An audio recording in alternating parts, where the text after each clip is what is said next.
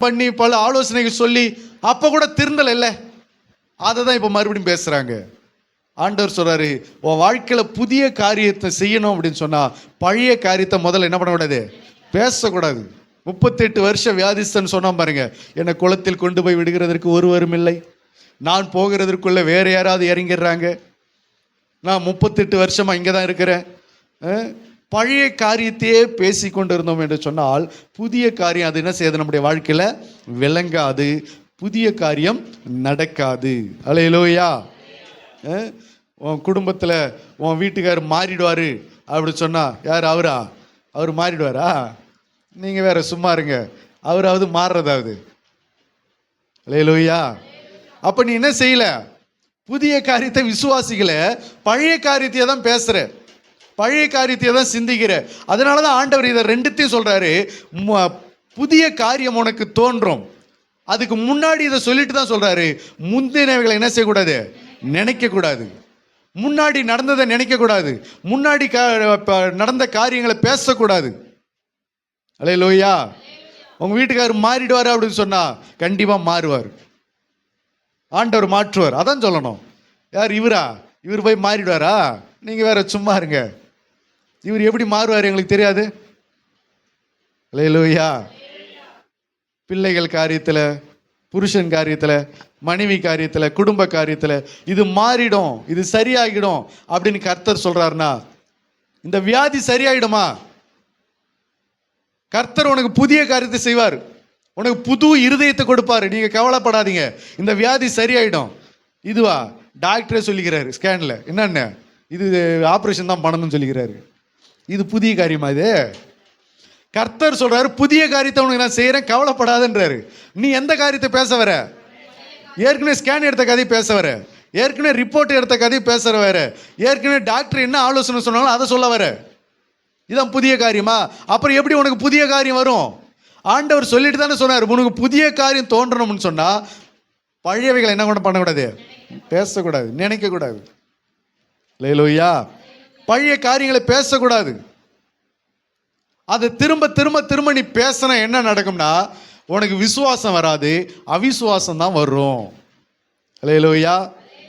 என்ன வரும்? அவிசுவாசம் தான் வரும். இன்னைக்கு எத்தனை பேர் இப்படி இருக்கிறாங்க தெரியுதா? எங்கெங்கோ சுற்றி பார்த்து அலைஞ்சு திரிஞ்சு பல ட்ரீட்மெண்ட் பண்ணிட்டு தான் யாருக்கிட்ட வந்தோம்? இயேசுக்கிட்ட வந்தோம், இயேசுவை நம்பி வந்தோம். ஏன்? ஆண்டவர் அப்போது என் வாழ்க்கையில் புதிய காரியத்தை செய்ய மாட்டாரா அப்படின்னு சொல்லி தான் வந்தோம். அப்போ புதிய காரியத்தை தேடி வந்த நம்ம பழைய காரியத்தை என்ன பண்ணக்கூடாது, பேசக்கூடாது. இப்போ புதிய காரியத்தை தேடி சபைக்கு வந்துக்கிறோம். அப்போ சபைக்கு வந்தவங்களை பார்த்து நாம் என்ன சொல்கிறோம்? கர்த்தருடைய வார்த்தையை முன்னிட்டு பயப்படாதீங்கம்மா, ஏற்கனவே நீங்கள் எங்கே போனீங்களா, ரைட்டு, டாக்டர் என்ன சொன்னாங்களோ இருக்கட்டும், பரவாயில்ல, நீங்கள் ஏசப்பா விசுவாசிங்க, கர்த்தர் உங்களுக்கு என்ன செய்வார், ஒரு புதிய அற்புதத்தை செய்வார் அப்படின்னு சொன்னால், ஏற்கனவே டாக்டர் இது போல் தான் சொன்னாங்க பாஸ்டர், எந்த மாதிரி, இது அவ்வளோதான், தேராத கேஸ், இது இன்னும் 6 மாதம் தான் நீ உயிரோட இருப்பேன்னு சொல்லிட்டாங்க. அதை சொல்லவா அலைஞ்சு திரிஞ்சு சர்ச்சுக்கு வந்த? அதை பேசவா இங்கே ஆண்டவரை தேடி வந்த? ஆண்டவரை தேடி வந்தால் என்ன செய்யணும் தெரியுமா? 12 வருஷம் பெரும்பாடுள்ள ஸ்திரீ என்ன செஞ்சாங்க தெரியுமா? தனக்கு உண்டானவைகளை எல்லாம் விற்று வைத்தியருக்கு கொடுத்து செலவழித்து சற்றாகிலும் குணமடையாமல் அதிக வருத்தப்படுகிற பொழுது இப்போ அவங்க ஒரு காரியத்தை சிந்திக்கிறாங்க. என்னென்ன? அவருடைய வஸ்திரத்தை ஆகிலும் தொட்டால் நான் சொஸ்தமாவேன். தொட்டு பார்க்கலாம், சொஸ்தமாவதா இல்லையான்னு பார்க்கலாம். எதுக்குன்னு தொட்டு பார்க்கலாமே, எல்லாரும் சொல்றாங்களே, நம்மளும் போய் பார்க்கலாமே. அப்படி இல்லை, நான் அவருடைய வஸ்திரத்தை தொட்டால் நான் சொஸ்தமாவேன். அல்லேலூயா. இதுதான் புதிய காரியம். நடந்துச்சா இல்லையா? உங்களுக்கு நடந்ததா இல்லையா? ஒரு குஷ்டரோகி ஒருவன் ஆண்டவரிடத்துல வந்தான். வந்து என்ன சொன்னா? உமக்கு சித்தமானால் என்னை சுத்தமாக்க உம்மால் ஆகும், உம்மால் கூடும் அப்படின்னு சொன்னான். ஆண்டவர் சொன்னார், எனக்கு சித்தம் உண்டு, நீ சுத்தமாகின்றார். புதிய காரியம் வாழ்க்கையில் நடந்துச்சா இல்லையா? ஆண்டவரே, நான் ரொம்ப வருஷமாக குஷ்டரோகியாக இருந்ததுனால பல தொழுநோய் ஹாஸ்பிட்டலுக்கெல்லாம் போய் பார்த்துட்டேன், எல்லா மருந்து மாத்திரைலாம் வச்சு பார்த்தாங்க, ஒன்றும் செட் ஆகலை. நான் அதனால என்னை ஊரை விட்டு ஒதுக்கி வச்சுட்டாங்க, எனக்கு சாப்பாடு கொடுக்க கூட யாரும் வரமாட்டாங்க, நான் இந்த வியாதினால ரொம்ப கஷ்டப்பட்டேன், இனிமேல் என்ன நடக்குமோ தெரில, எதுக்கு நீங்கள் எனக்கு ஜெபம் பண்ணுங்க அப்படிலாம் சொல்லலை. என்னை சுத்தமாக்க உமால ஆகும், உமக்கு சித்தம் இருந்தால் போதும், என்னை சுத்தமாக்க உமால ஆகும் அப்படின்னு சொல்லி விசுவாசித்தான். இதுதான் புதிய காரியம். பழைய காரியத்தை கொண்டாந்து பேசிக்கிட்டு இல்லை. பெரும்பாடுள்ள ஸ்திரீ பழைய காரியத்தை கொண்டு வந்து பேசிக்கிட்டு இல்லை. ஐயோ நான் 12 வருஷமாக ரொம்ப படாத பாடுபட்டுட்டேன் ஆண்டவரே, ஏன் அந்த கதையை கேட்குறீங்களே ஆண்டவரே, நான் 12 வருஷமாக போகாத ஹாஸ்பிட்டலுக்கு இல்லை, போகாத ட்ரீட்மெண்ட் இல்லை, போகாத எடுக்காத ஸ்கேன் இல்லை, எல்லாத்தையும் பார்த்துட்டேன், பண்ணாத செலவு இல்லை, எல்லா கோயில் குளம்லாம் ஏறி பார்த்துட்டேன் ஆண்டவரே, அப்போ கூட சரியாகல ஆண்டவரே. அதை சொல்கிறதுக்கு வரல, நான் தொட்டால் சொஸ்தமாவேன். அல்லேலூயா. புதிய காரியத்தை விசுவாசிக்க கற்றுக்கொள்ளணும். பழைய காரியத்தை நீ பேசிட்டு இருந்தனா உனக்கு விசுவாசம் இல்லை, அவிசுவாசம் தான் இருக்கிறது என்று அர்த்தம். இன்னைக்கு நிறைய பேர் ஏன் புதிய காரியம் பெற்றுக்கொள்ளாம பின்வாங்கி போயிருக்கிறாங்க, ஏன் புதிய ஆசீர்வாதத்தை அடையாமல் இருக்கிறாங்க, ஏன் புதிய சுகத்தை அடையாமல் இருக்கிறாங்க, புதிய நன்மைகளை ஏன் அடையாமல் இருக்கிறாங்க? அந்த பாஸ்டர் ஜெபம் பண்ணார், அங்கேயும் சரியாகல, இந்த பாஸ்டர் ஜெபம் பண்ணார், இங்கேயும் சரியாகல, அதனால நீங்கள் மட்டும் ஜெபம் பண்ணி சரியாக போதா என்ன? பழைய காரியத்தை நீ பேசிட்டு இருந்தனா சுகமாகாது. அந்த ஹாஸ்பிட்டலுக்கு போன, இந்த ட்ரீட்மெண்ட் எடுத்தோம், பழைய காரியத்தை பேசாத. இயேசுவின் இடத்துல வந்தியா, அவரை தொட்டால், அவருடைய வஸ்திரத்தை ஆகிலும் நான் தொட்டால் நான் சொஸ்தமாவேன். அதான் புதிய காரியம். அதை தான் நீ விசுவாசிக்கணும். அதை தான் ஆண்டவர் சொல்றாரு, முந்தினவைகளை என்ன பண்ணாத, நினைக்காத, பூர்வமானவைகளை என்ன பண்ணாத, சிந்திக்காத. அல்லேலூயா, அல்லேலூயா. இஸ்ரவேல் ஜனங்க ஒரு முறை என்ன செய்தாங்க அப்படின்னா, எகிப்தை விட்டு கானானை நோக்கி வந்தாங்க. கானானை நோக்கி வரும்போது அவங்க என்ன செஞ்சாங்க தெரியுமா? எதை நினைச்சிட்டு வந்தாங்க தெரியுமா? வாசிங்க, என்னாகமம் 11:5 வசனத்தை வாசிக்கலாம்.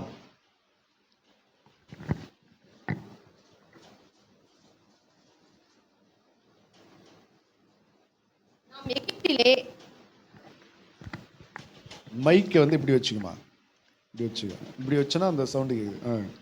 நாம் எகிப்திலே கிரியமில்லாமல் சாப்பிட்ட மச்சங்களையும், நாம் எகிப்திலே கிரயமில்லாமல், அதாவது விலை கொடுக்காம சாப்பிட்ட மச்சங்களையும், வெள்ளரிக்காய்களையும், கொம்மட்டிக்காய்களையும், கீரைகளையும், வெங்காயங்களையும், வெள்ளை பூண்டுகளையும் நினைக்கிறோம்.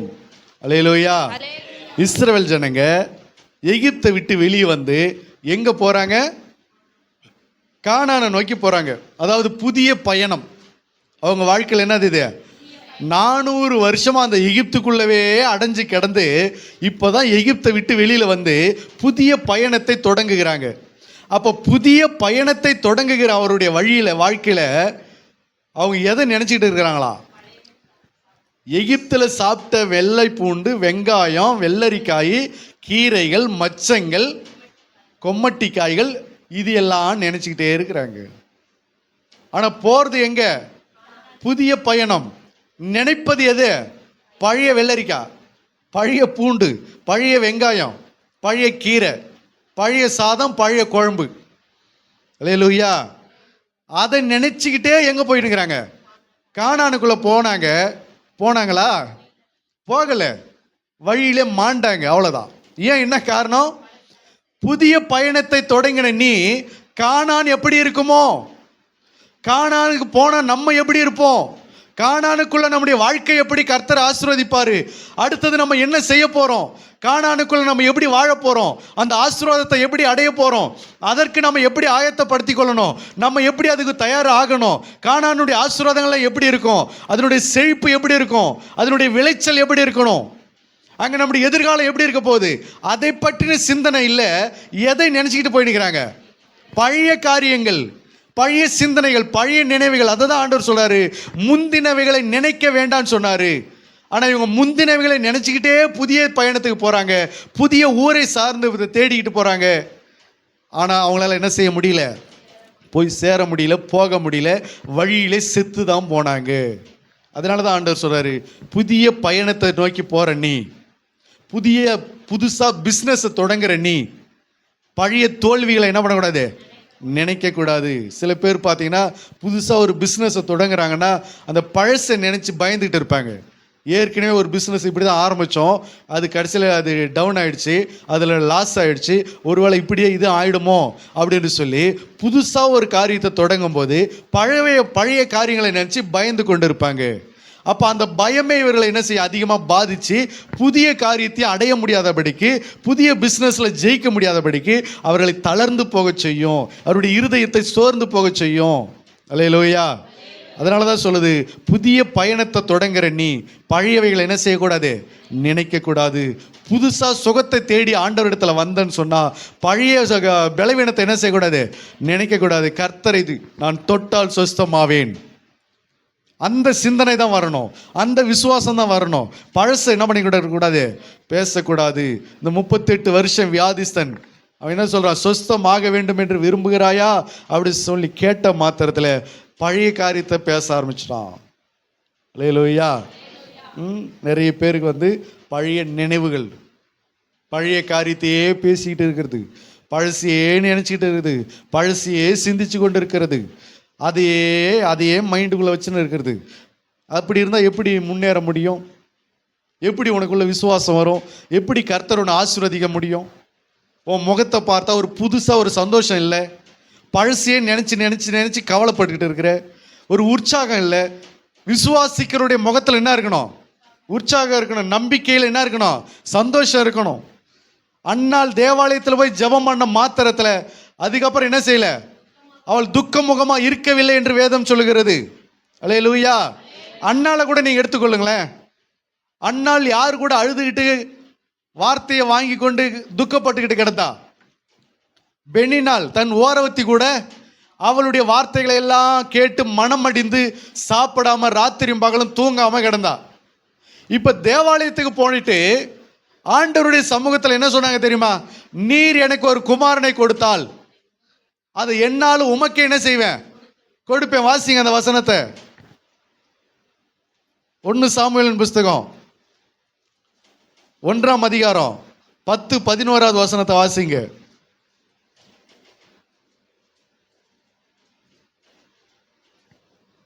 அவள் போய் மனங்கசந்து மிகவும் அழுது கர்த்தரை நோக்கி விண்ணப்பம் பண்ணி சேனைகளின் கர்த்தாவே தேவரீர் உம்முடைய அடியாளின் சிறுமையை கண்ணோக்கி பார்த்து உம்முடைய அடியாளை மறவாமல் நினைத்தருளி உமக்கு அடியாளுக்கு ஒரு ஆண் பிள்ளையை கொடுத்தால்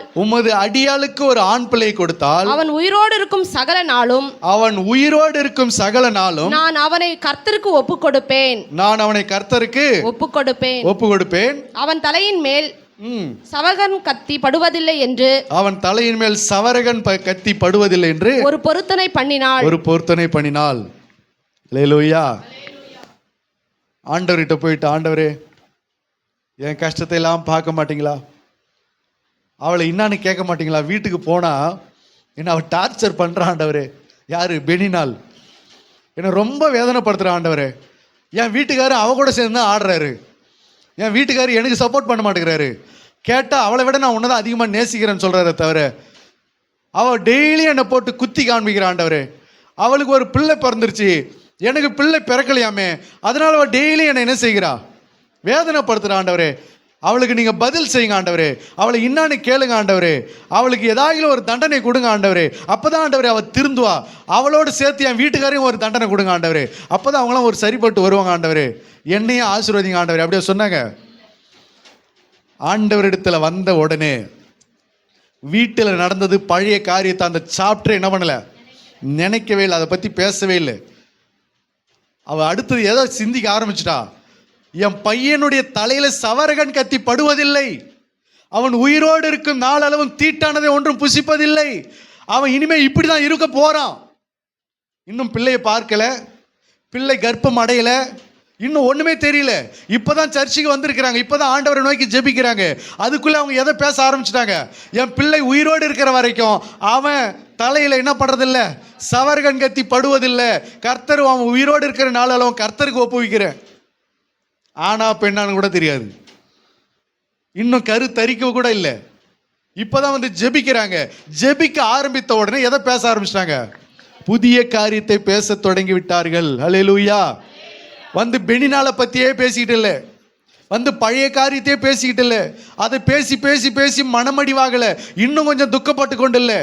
இனி அவள் துக்கமுகமா இருக்கவில்லை, புதிய காரியத்தை பேச தொடங்கி விட்டாள். அல்லேலூயா.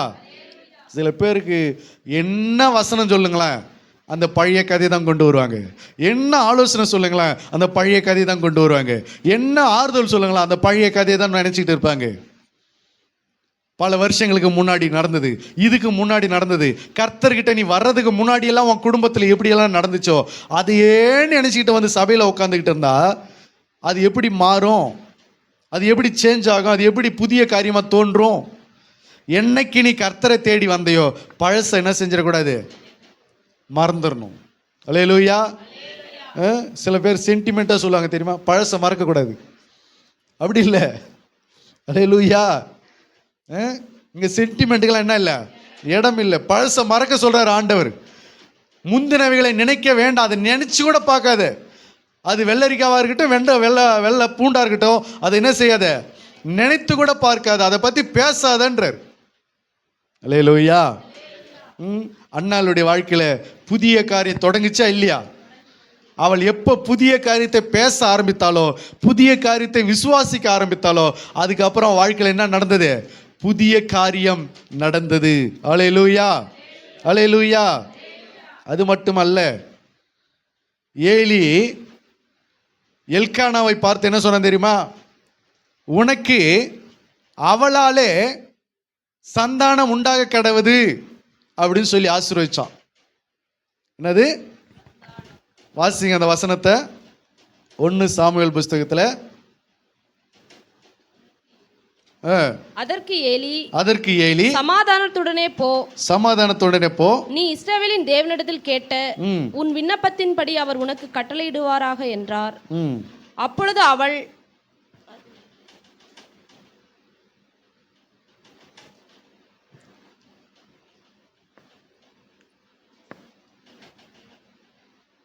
அல்லேலூயா.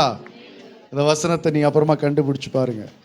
உனக்கு அவளாலே சந்தானம் உண்டாக கடவுது என்று சொல்லி ஏலி என்ன செய்வார், ஆசீர்வதிப்பார். அந்த அளவுக்கு அன்னாளுடைய வாழ்க்கையில் என்ன நடந்தது, புதிய காரியம் தொடங்கினது. அல்லேலூயா. அப்போ கர்த்தரிடத்தில் வந்தோம் என்று சொன்னால், சபைக்கு வந்தோம் என்று சொன்னால், இயேசுவினிடத்தில் வந்தோம் என்று சொன்னால், பழைய காரியத்தை நினைக்கக்கூடாது, பழைய காரியத்தை என்ன செய்யக்கூடாது, சிந்திக்கக்கூடாது, பழைய காரியத்தை என்ன செய்யக்கூடாது, பேசக்கூடாது. அல்லேலூயா. அடுத்தது, பழைய காரியத்தை செய்யவும் கூடாது. என்ன செய்யக்கூடாது, பழைய காரியத்தை செய்யவும் கூடாது. ஏன் அப்படின்னு சொன்னால், 2 கொரிந்தியர் 5:17 வாசிக்கலாம். 2 கொரிந்தியர் 5:17. இப்படி இருக்க ஒருவன் கிறிஸ்துவுக்குள் இருந்தால் புது சிருஷ்டியா இருக்கிறான், பழையவைகள் ஒழிந்து போயின, எல்லாம் புதிதாயின. அல்லேலூயா. ஆண்டவருடைய வார்த்தை சொல்லப்படுகிறது, ஒருவன் கிறிஸ்துவுக்குள் இருந்தால் பழையவைகள் என்ன செய்யணும், ஒழிந்து போக வேண்டும், பழைய செய்கைகள் இருக்கக்கூடாது. கர்த்தர் கேட்கிறார், உனக்கு புதிய காரியம் உண்டாக வேண்டும் என்று சொன்னால் பழைய காரியங்களை நினைக்கிறது மட்டுமல்ல, பேசுறது மட்டுமல்ல, சிந்திக்கிறது மட்டுமல்ல, பழைய காரியத்தை செய்யவும் என்ன பண்ணக்கூடாது, கூடாது. ஒருவன் கிறிஸ்துவுக்குள் இருந்தால் பழையவைகள் என்ன செய்யணும், ஒழிந்து போகணும், எல்லாம் என்ன செய்யப்படணும், புதிதாக்கப்பட வேண்டும். அல்லேலூயா.